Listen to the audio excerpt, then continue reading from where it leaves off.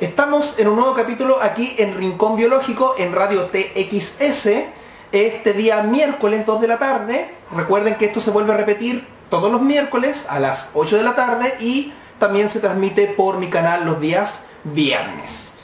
El día de hoy vamos a estar hablando de necrofauna. Qué palabra más rara. Pero antes de empezar los dejo con Toxicity de System of a Down. Estamos de vuelta aquí en Rincón Biológico en Radio TXS y me disculpo si es que existe demasiado eco, demasiada bulla ambiental. De hecho estoy en la casa de un amigo y esto es que estoy en un periodo donde me estoy mudando, así que estoy haciendo lo que puedo para hacer que estas transmisiones aquí en la radio, en Radio TXS, sean lo más óptima posible. Así que puede que a rato se escuche un gallo por ahí porque hay un gallo. Si suena, vamos a dar algunos datos interesantes de gallos. Se escucha el ruido ambiental y la luz que tengo no es la más óptima. Yo creo que de aquí a enero voy a estar ya establecido bien para hacer que estos capítulos rindan bien. Como estos capítulos también se repiten por mi canal, varios se confunden y piensan de que es una sección de mi canal llamado Radio TXS. Y no, para los que me están viendo en vivo, obviamente saben que me están viendo por la radio. Este es un programa de radio que se vuelve a retransmitir por mi canal. Pero lo pueden ver todos los miércoles a las 2 de la tarde, hora Chile, en radiotxs.com, hora.cl. Bueno, .com. Entonces, y de hecho hay distintas personalidades famosas de Chile asociadas a la ciencia, y yo. El día de hoy vamos a hablar de necrofauna, para no estirar tanto el tema. Primero vamos a definir qué es lo que es desextinción antes de definir necrofauna. También es una palabra rara que probablemente muchos no hayan escuchado. Ya tengo videos de eso en mi canal.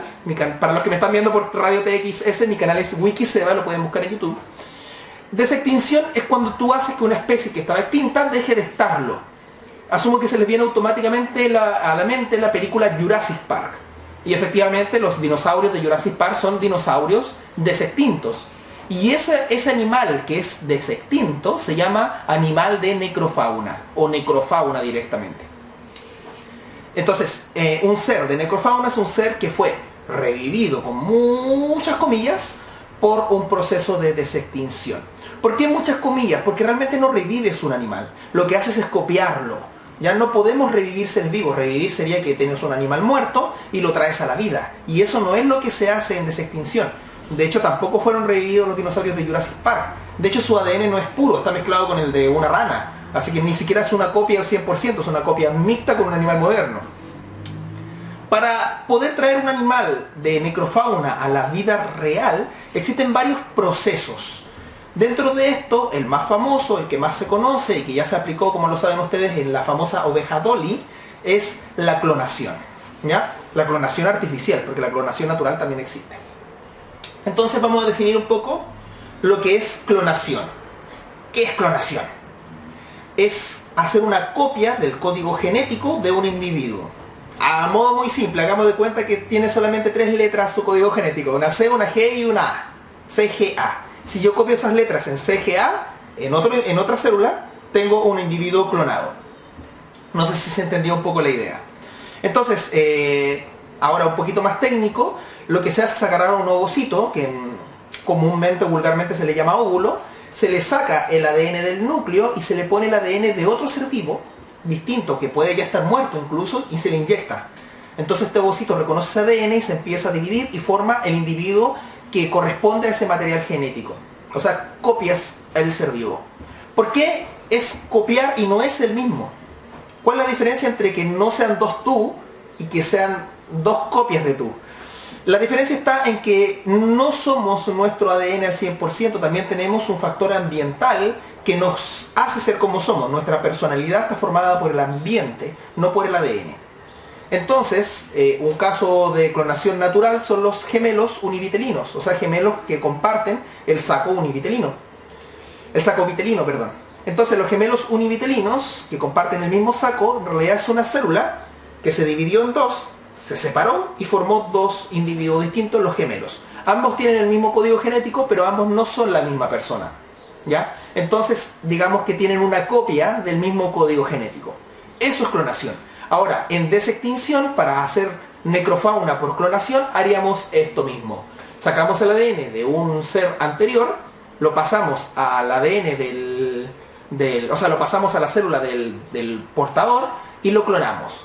Esta célula ya fecundada con el ADN del ser que queremos desextinguir, lo ponemos en el vientre de un ser vivo similar para que pueda parir este nuevo ser de necrofauna. Ejemplo de esto sería, por ejemplo, sacar ADN de la piel de un mamut, ponerla dentro del ovocito de un elefante, ponerlo dentro del vientre del elefante y el elefante pariría un mamut, pero que su carcasa es de elefante, por decirlo de alguna forma. Su célula es de elefante, pero su genoma es de mamut. Visualmente tú verías a un mamut, pero es eso, clonaste un mamut, no reviviste un mamut, no es lo mismo. Con dinosaurios hacer esto es más difícil. ¿Por qué razón? Porque tenemos el ámbar, donde están los mosquitos, ya que es lo que se propuso originalmente en Jurassic Park. Y para obtener el ADN que está dentro del mosquito hay que tener en cuenta que el mosquito no solamente chupó la sangre de un dinosaurio, sino que de muchos dinosaurios. Entonces clonar a partir de la sangre que está dentro del mosquito es difícil. ¿Cuál de todos esos ADNs debería ser? Segundo, el mosquito es hematófago, o sea, se alimenta de sangre. No toma la sangre para mantenerla almacenada, sino que la digiere. Entonces el ADN más encima está roto y fragmentado. La única manera, digamos, de clonar un dinosaurio para traerlo a la vida sería saber cuál es el código genético de este dinosaurio y tratar de replicarlo.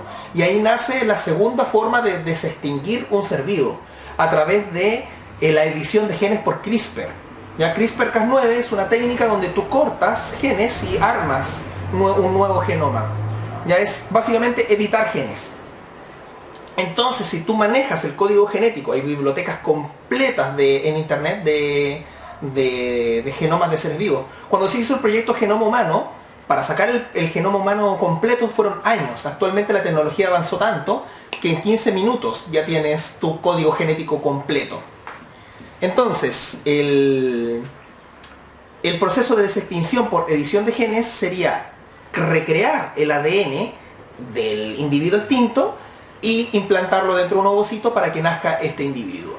Entonces, un ejemplo de esto sería que si tú tienes, por alguna razón, el código genético de los dinosaurios, de un dinosaurio X, lo copias a través de CRISPR-Cas9 y como que lo clonas, pero con un ADN sintético. Entonces nacería nuevamente un dinosaurio. El siguiente proceso, el tercer, porque son tres formas de desextinguir a un ser vivo actualmente, es por medio de selección artificial. Primero aclaremos lo que es la selección natural y vamos a dar el ejemplo de un oso polar. Imaginen que tenemos un osito, un oso pardo específicamente, estos osos que son café. Tenemos un oso o marrón, tenemos un oso pardo que llega al Polo Norte. El oso pardo en el Polo Norte no se puede camuflar. Bueno, exageré, en realidad no es el Polo Norte, pero es hacia el norte, digámoslo así, cercano al Polo Norte, a Canadá, por esos lados. Este oso pardo no se puede camuflar en el entorno frío y en el entorno blanco. Entonces, por algún motivo, hagan de cuenta de que uno de los osos pardos que llegó ahí viene preñada. Y tiene hijos, pero uno de estos hijos tiene una mutación. Por azar del destino, nace un oso de color blanco y el resto de los osos son de color marrón, o sea, de color café. ¿Por qué este salió blanco? Azar simplemente, podría haber salido amarillo, azul, etc. Pero salió blanco, ocurrió una coincidencia con el ambiente. Entonces, los osos marrones empiezan a morir porque no pueden capturar a la presa, pero el oso blanco se puede camuflar y eso le permite sobrevivir. Y al sobrevivir puede heredar sus genes y tenemos ahora osos polares. De hecho, así fue como ocurrió con los osos polares. Los osos polares descienden de los osos pardo. Entonces, el oso pardo se convirtió en el oso polar por medio de una mutación genética. ¿Podría haber salido un oso de otro color que no le beneficiara? Sí, perfectamente. Podría haber salido un oso azul, pongan. Y el oso azul no se hubiese camuflado en el entorno blanco, entonces hubiese muerto. Y ese gen se hubiese perdido simplemente. Ahora, si nació un oso de color azul y vive en un ambiente acuático, tal vez le beneficia más camuflarse en un ambiente azul. O si nace un oso de color rojo y vive en un ambiente como arcilla, le va a beneficiar. Pero si sale de color rojo y está en un ambiente con nieve, no le va a beneficiar. Así funciona básicamente la evolución por medio de la selección natural. Entonces, la propuesta ahora es la selección artificial. Hagan de cuenta que cuando los lobos se acercaron al ser humano, empezaron a ser criados por los seres humanos. Los alimentaban, los cuidaban, etc. Y cada vez que nacía una nueva camada de lobos, si un lobo bebé, un cachorro de lobo, te mordía la mano, lo eliminaban, lo mataban y mantenían a los lobos que eran más tranquilos. Eso empezó a hacer que los lobos empezaran a mover la colita, empezaron a parecer más como un perrito, y así es como empiezan a nacer los perros. Entonces a algunos les gustaban los lobitos que eran más chiquitos y otros los lobitos que eran más grandes, los lobos con más pelo, los lobos con menos pelo, y así nacen todas las razas de perros. Eso es selección artificial, lo mismo que hace la naturaleza, pero el hombre lo va guiando. Entonces, ¿cómo desextinguir necrofauna por medio de, ¿cómo se dice esto?, de selección artificial? Básicamente sería tener dos animales muy parecidos y empezar a digamos, a potenciar ciertas características para que la descendencia se termine pareciendo al que está extinto. Un ejemplo así muy abstracto. Imagínense que se extinguieron los burros y tenemos un caballo. Entonces queremos volver a traer burros. ¿Y qué es lo que empezamos a hacer? A cruzar caballos que tengan ciertas características que la asimiláramos a un burro. De repente nace un caballo de color gris y empezamos a cruzar este caballo de color gris. Ahora tenemos un grupo de caballos de color gris. Dentro de ese grupo nació un caballo un poco más pequeño. Empezamos a cruzar a estos caballos que son más pequeños. Ahora tenemos un caballo más pequeño de color gris. Algunos nacen con las orejas más grandes. Empezamos a cruzarlo y ahora tenemos un caballo de color gris, pequeño, con orejas grandes. Y seguimos haciendo ese proceso hasta que finalmente lo que tenemos como resultado es un burro. Ya, ese sería el proceso de desextinción. O sea, traer necrofauna, pero por medio de selección artificial. Ya, obviamente, y es muy obvio que todo esto trae problemas bioéticos, pero todavía no me quiero centrar en eso, sino que quiero centrarme un poquito en toda la parte del proceso de esto, porque, aunque no lo crean, sí se ha hecho. Ya, normalmente uno pensaría que queda como en películas de ciencia ficción biológica, como los Jurassic Park, pero no. No solamente queda en ese tipo de películas, sino que en la vida real se hizo con una subespecie de una cabra llamada bucardo. Los bucardos todavía existen, pero una de sus subespecies desapareció y se extinguió. Y lo revivieron a través de una cría, y la cría salió con problemas por clonación. Y la cría salió con problemas pulmonares y volvió a morir. Por ende, no solamente fue el primer ser vivo de necrofauna, sino que es el primero en extinguirse 2 veces. Lamentable. Y básicamente esto de la necrofauna es algo que no solamente llama la atención por el hecho de que tengas que revivir un animal, entre comillas revivir, sino porque ¿cuál es el objetivo de esto? Ahí vienen entonces justamente los problemas bioéticos asociados a la necrofauna. El primero es, ¿cuál es la importancia académica de esto? Algunos dirían, sirve para estudiar mejor al animal. Y no es tan así, porque tú puedes aprender y saber mucho más de un animal que es de un fósil, perdón, puedes saber mucho más de un fósil, qué es lo que comía, qué es lo que hacía, que trayéndolo a la época actual, porque no es su época. Primero, no es su época. Segundo, no reviviste al animal, ni es el mismo animal. Es un animal nuevo, porque está con un nuevo ambiente, interactuando de nuevas maneras, y no va a actuar nunca como actuó en la época original. Entonces tenemos que el traer estos animales no ayudaría mucho académicamente. Obviamente traerlos para exhibirlos en un zoológico y cosas así no es un buen motivo. Sí, sería entretenido, pero podríamos conseguir el mismo efecto con hologramas muy avanzados, ya que la tecnología avanza tanto y podríamos tener perfectamente un Jurassic Park de hecho de hologramas. Entonces, no es muy buena idea desextinguir seres vivos solamente por el capricho humano de tenerlos encerrados en un zoológico. Segundo problema bioético al respecto de esto, el sufrimiento del animal. Por ejemplo, si revives un mamut, un animal que estaba hecho para el frío, o sea, vivía en condiciones muy extremas, y más encima lo traes a una época como esta, que hay calentamiento global, o sea, no conviene para nada. Entonces, el traer animales así tan de otra época a esta época, por ejemplo un dinosaurio vivía en una época con una cantidad de oxígeno menor a esta, entonces ¿cómo adaptarías un animal con menos oxígeno a esta época? Sufrirían básicamente. Después está el tema de romper el equilibrio trófico, porque por más que los tengas aislados en jaulas, va a haber interacción con el medio ambiente. Un mosquito, una pulga o cualquier cosa va a entrar donde está este animal, lo va a picar y ya hubo una interacción nueva con este animal. Hagan de cuenta de que están trayendo animales que están puros de este ambiente. y lo meten a este ambiente a enfermarse, básicamente. Imagínense como cuando en la época de la colonia, España gobernó América, y los indígenas que estaban acá empezaron a morir por enfermedades. Básicamente lo mismo. Entonces, es todo un problema, si lo piensan bien, el traer animales por desextinción. Lo otro es que muchos dicen, ¿para qué revivir animales y no tratar de evitar, con esa misma tecnología y ese mismo conocimiento, tratar de evitar que no se extingan los animales que ya están en peligro de extinción? Por ejemplo, el panda, la jirafa, etcétera, etcétera, son animales que están en peligro de extinción y que necesitan la protección del ser humano, digámoslo así, ya que el mismo ser humano lo ha llevado a valores mínimos en cantidad de individuos. Entonces esa misma tecnología de clonación, de selección natural, etcétera, etcétera, podría servir para aumentar la población de este animal que está en peligro de extinción.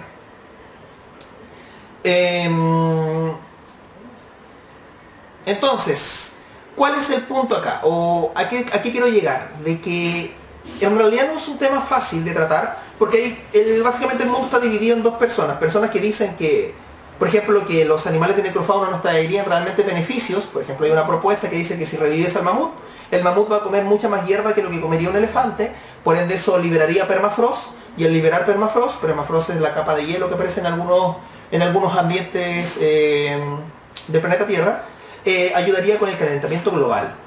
Entonces ahí viene el punto, pero ¿por qué no hacemos eso con tecnología? ¿Por qué tenemos que revivir un mamut para hacer eso?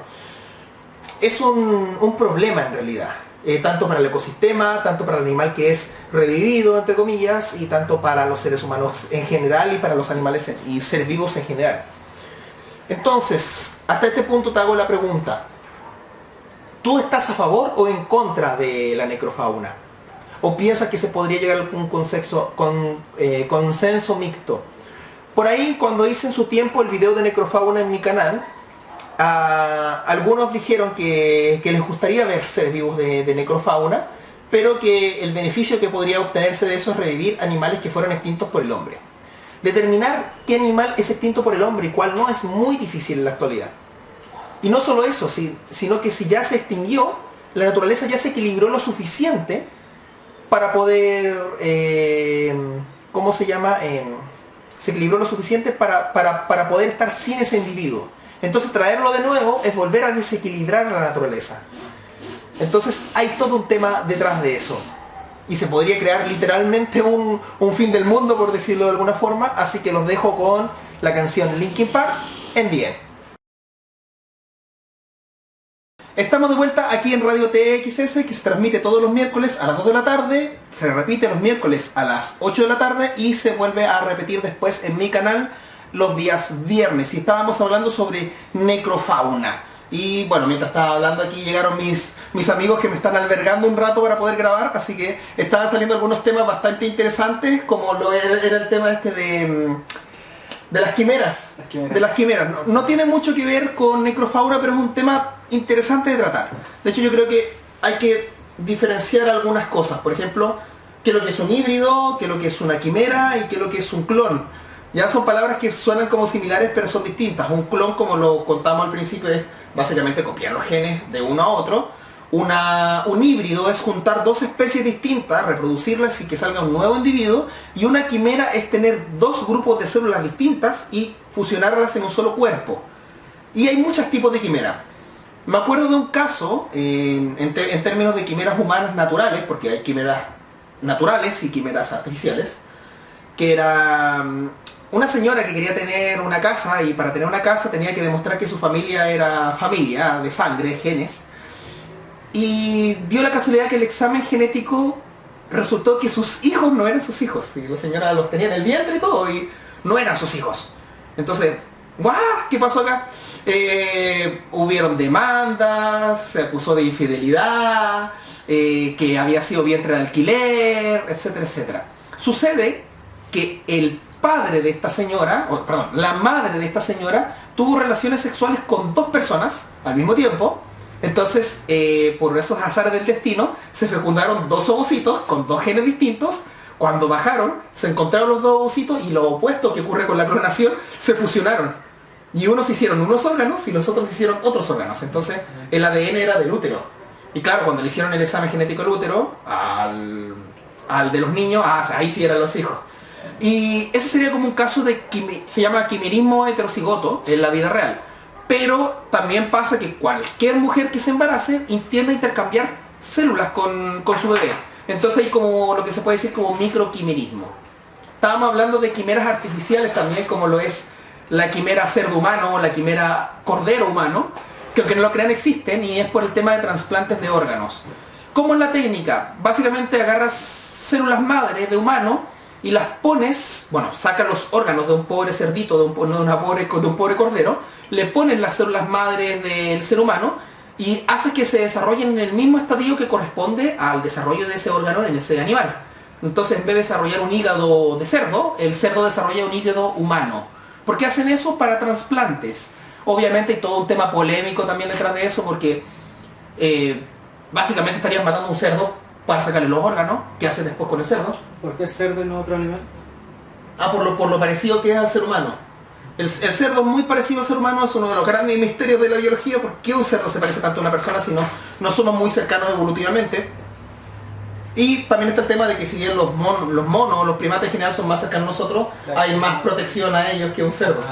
Obviamente. Entonces, no es llegar y tratar a un... De hecho, esto sale en un paper muy antiguo de bioética en España, que hacían pruebas de fecundación en ovocitos de conejos con espermatozoide humano. Y se fecundaban. Ahora viene la duda, ¿irá a salir algo de ahí? Nadie sabe. Es poco probable porque claramente un humano no hibrida con un conejo. Simplemente ponían el ovocito y si el espermatozoide lograba fecundar al ovocito del conejo, entonces era fértil. Por eso eran pruebas de fecundidad. Lo que se especula es que no iba a salir nada de ahí, sino que como los conejos son muy reproductivos, tenían como la capacidad de aceptar cualquier espermatozoide. Pero es raro, porque el espermatozoide, pese a que no tiene cerebro, pese a que no razona como nosotros, siempre fecunda el ovocito que corresponde. Si tú agarras un espermatozoide humano y se lo pones a un calamar, no va a fecundar al calamar. Aunque también hay un caso así. Es uno de estos japoneses que comían mucho sushi y cosas crudas, y masticó el saco de espermatozoide del calamar y sintió un dolor fuerte en la boca y fue al médico, no sabía qué le pasaba y era que se le enterraban en las mejillas porque confundieron las mejillas con el ovocito de una calamara, por decirlo de alguna forma. Sí, bastante perturbador, uno de los casos médicos muy raros. Cosas que pasan en los médicos. Y también está el caso. Bueno, esto no sé si tomarlo, sí, yo creo que se puede tomar como un quimerismo. Imagínense la persona con más mala suerte que pueden imaginarse la vida, y que no sea yo, por favor, otra persona. Y tiene tan mala suerte que primero le dio SIDA, después le dio cáncer, más encima tenía neumonía, y cayó al hospital, y le encontraron tenia. Tenia es un gusano perteneciente a un grupo de animales que se llaman platelmintos, son gusanos planos, que son muy raros. Primero, se reproducen asexualmente, o sea, se parten, y cada trozo del gusano es 100% un individuo, por decirlo de alguna forma, es hermafrodita. Entonces, más encima se juntan dos trocitos y se fecundan ambos y generan más gusanos todavía. O sea, es sexual y asexual al mismo tiempo. La famosa lombriz solitaria. Tenía justamente la Taenia solium, la lombriz solitaria, y la lombriz solitaria tenía cáncer. Porque también le da cáncer a otros animales. Lo raro es que cuando estaban analizando el cáncer del paciente, tenía cáncer de la lombriz solitaria. O sea, es el primer caso de contagio por cáncer. Porque el cáncer no se contagia. Y sí, efectivamente pasó el cáncer de la lombriz a él. ¿Podríamos tomar esto como quimerismo? Un caso... Conceptualmente. Sí, de hecho está raro definirlo. ¿Se infectó por cáncer? ¿Le dio cáncer? ¿Se contagió por cáncer? ¿Cuál sería la palabra a usar en este caso? ¿Qué opinas tú? Extraño, peculiar. Entonces, casos raros hay en todo el mundo y claramente nos desvirtuamos hace rato del tema de la necrofauna, pero está bastante entretenido hablar de quimeras también. Y efectivamente sí hablamos de quimera al principio de este video y hablamos del tema de Jurassic Park, de que los dinosaurios eran quimeras con rana. Y por eso pasa todo este tema de que los dinosaurios no se podían, eran todos hembras y se pudieron reproducir igual porque las ranas cambian de sexo, son hermafroditas secuenciales, pueden cambiar su sexo. Y ahí sale todo el tema de los dinosaurios. Y eso también hace notar de que no es que tú traigas un animal a la vida, sino que lo copias. De hecho, en este caso no solamente es el gen del dinosaurio, sino que más encima estaría mezclado con una rana. Métodos para revivir un dinosaurio, se me ocurre uno en este momento. Hay uno que me parece más viable. Han encontrado en ámbar dinosaurios chiquitos. Entonces con eso te ahorras el problema de que el zancudo dijera los genes en su estómago, porque sería el ADN puro de un dinosaurio. Es lo que se me ocurriría. Y bueno, recién aquí Carlos, el famoso Carlos que sale en todos mis videos ahí jugando Proof, y en las marchas, me hablaba de que se podía el tema de un vientre artificial, un útero artificial básicamente, como un robot que fecunda al dinosaurio, porque claro, clonas al dinosaurio y ¿dónde lo pones? ¿Adentro de una lagartija? ¿Adentro de una gallina? ¿Dónde pones ese ovocito? Entonces podrías tener como una especie de vientre artificial para que se desarrolle un dinosaurio de cero. Y ahí salió el tema de la polémica de ¿por qué invertir tanto dinero en tecnología novedosa para atraer un dinosaurio a la vida en vez de ocuparlo en animales que de verdad se están extinguiendo en este momento? Ahí viene entonces la contrapropuesta de los que están a favor de la necrofauna y dicen, por lo mismo, nosotros al desarrollar esta tecnología para revivir animales, ustedes la pueden usar para ayudar a los animales extintos. ¿Cuál sería la probabilidad de éxito de traer mediante esa técnica efectivamente a un dinosaurio? Uy, la probabilidad de éxito no tengo ni idea, pero yo creo que es bajísima. Teniendo en cuenta que la primera vez que se clonó a Dolly, fueron infinitas pruebas antes que uno logró clonarse. De la primera vez sería difícil traer un dinosaurio a la vida. Entonces es complejo. Y veo que por ahí me hacen historias de Instagram, no me acuerdo. ¿O no? Entonces, ¿cuántos minutos nos quedan? Nos queda tiempo todavía. Entonces lo estamos concluyendo. Entonces, haciendo una recopilación. La necrofauna es revivir, con muchas comillas, un animal que fue extinto a través de un proceso llamado desextinción. Y existen tres métodos: clonación, edición de genes y selección artificial. Y también estábamos hablando del tema de que existe toda una polémica en la bioética de si traer o no traer seres de necrofauna. Entonces ahí viene el tema. ¿Qué animales de necrofauna podríamos traer? Vamos a empezar a nombrar primero desde los más cercanos hacia los más lejanos. Rinoceronte negro. Recientemente me llegó la noticia de que se había extinto el rinoceronte de Sumatra, pero lo tengo en duda. Todavía no sé si sería así. De ser así, se acaba de extinguir, así que se podría traer. El dodo, porque tenemos ADN de dodo. El Aeopornis, que era un pájaro gigantesco. El puro muslo era el porte de un avestruz. El moa, que también es un ave que extinguió el ser humano ¿cómo se llama? En la isla de Nueva Zelanda, la isla de los pájaros básicamente, donde también el puro muslo del moa es del porte de un avestruz, pájaros enormes y gigantes. Perdón, me está sonando el celular, lo voy a poner en silencio. El famoso tigre de Tasmania, que no sé si lo han visto, este animal que tenía la capacidad como de doblar la mandíbula en 90 grados. Lo mataron pensando de que se comían las ovejas y al final eran los dingos y no los pobres tigres de Tasmania. Entonces tendríamos al tigre de Tasmania. Bueno, ya si nos vamos mucho más atrás empezamos a encontrar animales que también tenemos su ADN, como es el mamut, que les contaba que el mamut, una de las justificaciones para revivir mamut es el tema de que comen pasto, esto libera permafrost y ayudaría con el calentamiento global. Pero ¿por qué usar un mamut y no una cortadora de pasto? Digo yo, pero bueno. El Neandertal, el Denisova, el Florensis, y aquí ya estamos mencionando directamente especies humanas, y bueno, una subespecie de nosotros mismos que sería el Hidalgo.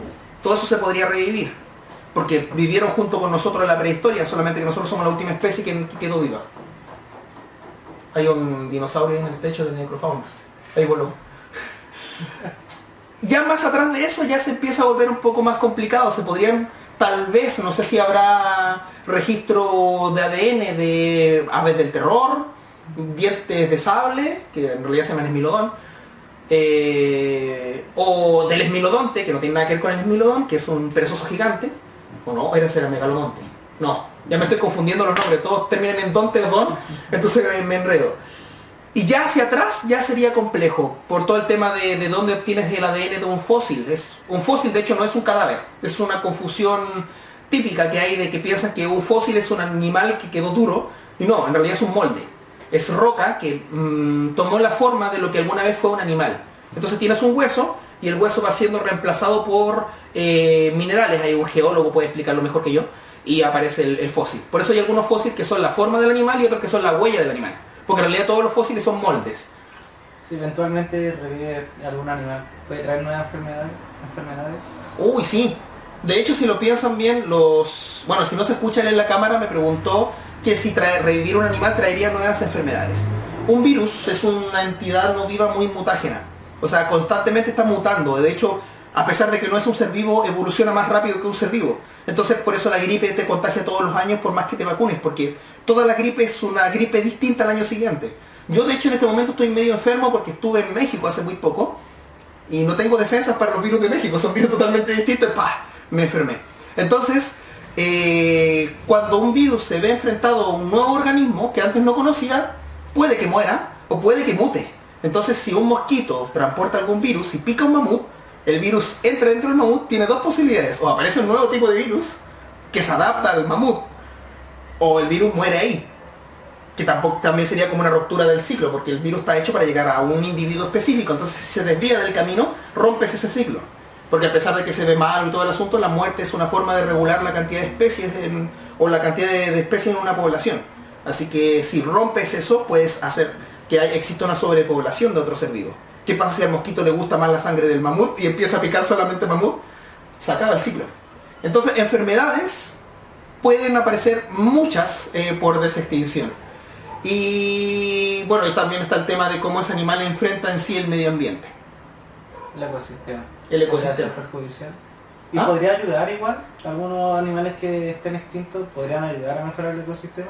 Estaba justamente ese tema de hablar de que revivir mamut servía para comer el pasto, ya porque lo harían de una forma un poquito más eficiente que lo hace un elefante, y esto liberaría el permafrost, que es la capa de hielo que está ahí bajo el pasto, y eso supuestamente ayudaría con el calentamiento global. Tal tema de que se podrían entender mejor esas especies al revivirlas, pero como había dicho, podemos sacar más información de un fósil que un animal que va a actuar completamente distinto en un ecosistema completamente distinto.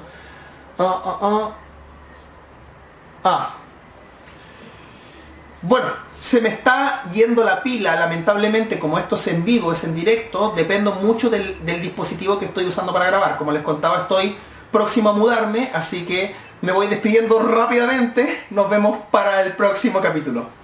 Bye bye.